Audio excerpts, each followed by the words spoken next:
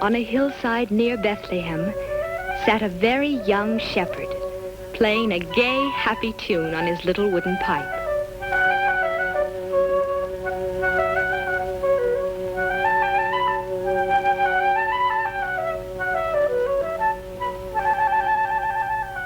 In that year, the Emperor of Rome had ordered all the people to be counted and taxed, each man in his own city. And so the highways were soon filled with travelers, returning to the towns where they had been born.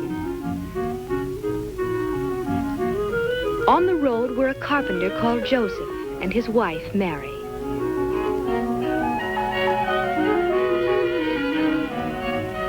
Their hometown, Bethlehem, was a city now filled with visitors, all looking for places to stay. And by twilight, Joseph and Mary were weary of searching.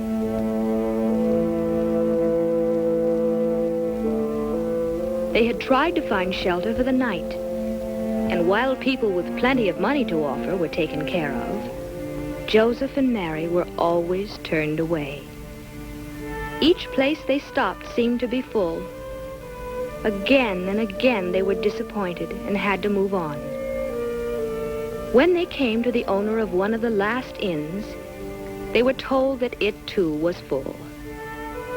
But then the innkeeper remembered an old barn in back of his place of lodging. It was not much of a place, but Joseph and Mary were welcome to use it.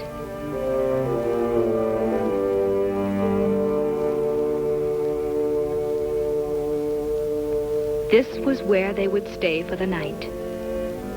And in this old, dingy stable, the animals made room for the unexpected guests.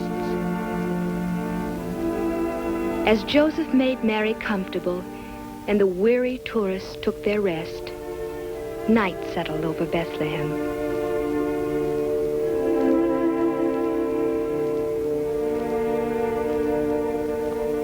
And in the stillness of that holy night, the little town waited silently for the wondrous gift that was to be given.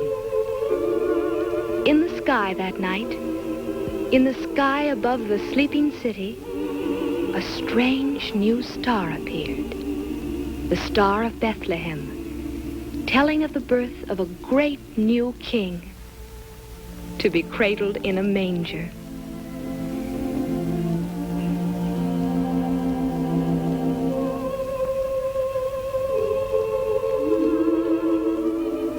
And so it was that Christ the Savior was born in Bethlehem on that silent night so long ago.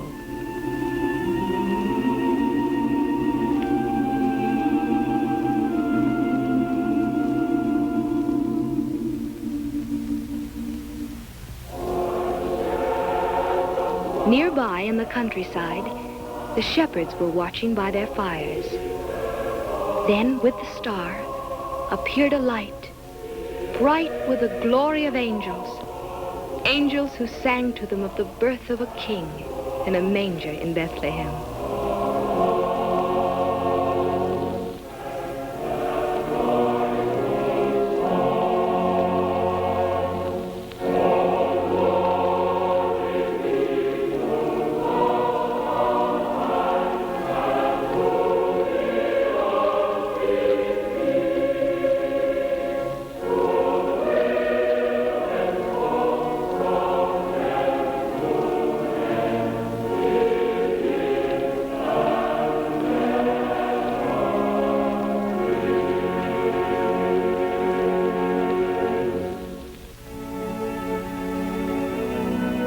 Full of wonder and surprise, the shepherds hoped to see the child of whom the angels sang.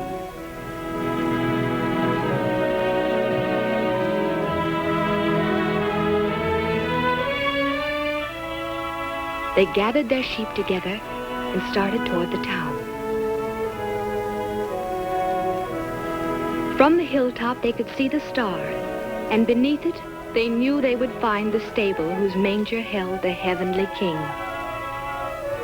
On they came, and the first to arrive was the very young shepherd playing his pipe. As he saw the baby with Mary and Joseph, he came close to the manger. Before the holy child, the shepherds all knelt and offered to him the beloved pipe, a sheepskin cap, and a little lamb.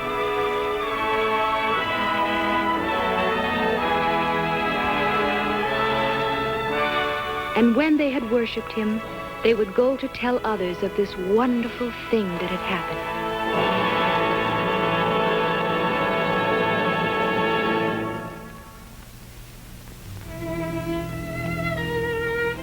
Far to the east, there were others who saw the star.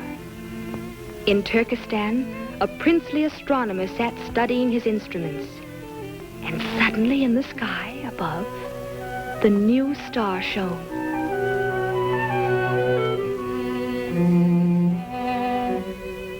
In India, a king watched from the balcony of his marble-columned palace as the star grew larger and larger.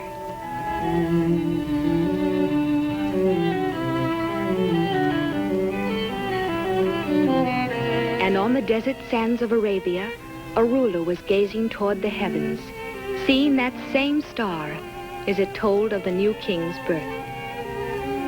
To them all, it meant that a king had been sent from God, a king they would worship.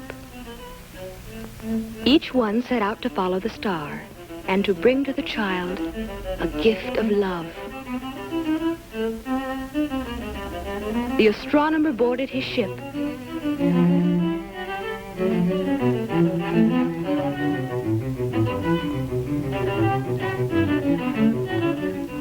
and sailed over the waves toward the guiding star.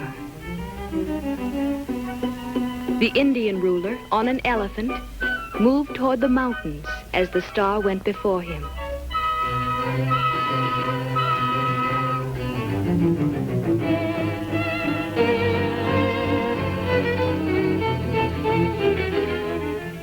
And from Arabia, across the desert, came the third king on a camel. It was a long journey and a hard one for all of them. But as they followed the star, each came nearer to the land of Israel, where Herod ruled.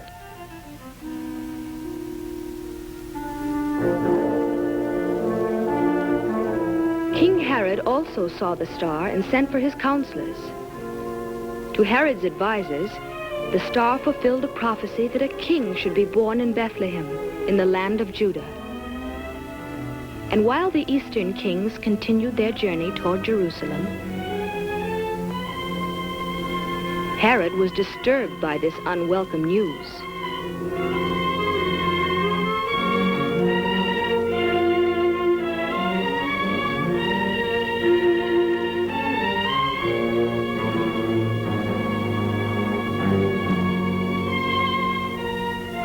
Thinking surely that King Herod could direct them to the newborn child, the wise men came to his palace to seek his advice.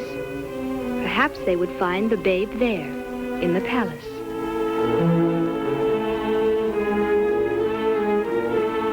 Herod sent them to Bethlehem, saying, "When you have found the child, tell me that I may worship him also." Of course, the wicked Herod had other plans, for he was jealous of the child king. But the wise men, who would be warned by God, were to return home another way. And so once more the kings from the east took their gifts and followed the guiding star. It led them out the north gates of the city, on toward the Bethlehem hills. Then, above the little town, it seemed to stop. At last they knew that here, in Bethlehem, they should find the newborn king. They did find him, and with him the young shepherd who had brought the first gift to the manger. They knew that the star had led them to this child who was the king they were seeking. The wise men went into the Holy Family and offered their gifts to the infant Jesus. Filled with awe and wonder, they knelt before him and put at his feet a crown of gold,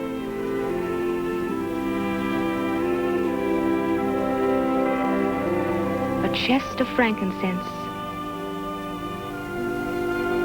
a jar of myrrh. And they worshipped him, the child of the line of David, the Son of God, the King to be called Emmanuel.